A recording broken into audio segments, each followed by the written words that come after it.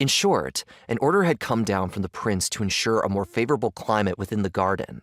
The imperial capital's weather, apparently, was detrimental to certain rare plants. The task wasn't that difficult per se, but weather manipulation was strictly regulated by the state. Magical balance was enforced without exception. As a result, carrying out such an order proved anything but simple. Quite a few artifacts existed that influenced climate. For example, the one I'd seen in the office of the head of the Imperial Academy's Department of Artificing. They were rarely used, though, because their upkeep was ruinously expensive. Climate control required power, drawn constantly in from multiple aspects.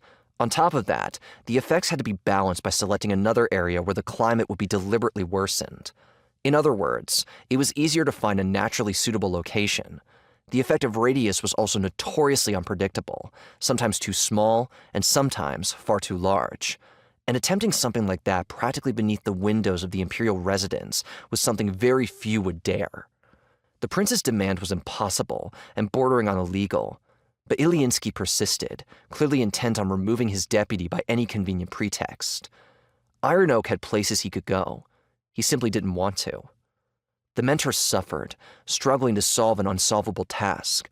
Pavlovsky suffered because her teacher suffered. Everyone suffered, and there seemed to be no way out. I nearly started suffering myself from the sheer gloom of it all, but caught myself in time and shook off the creeping melancholy.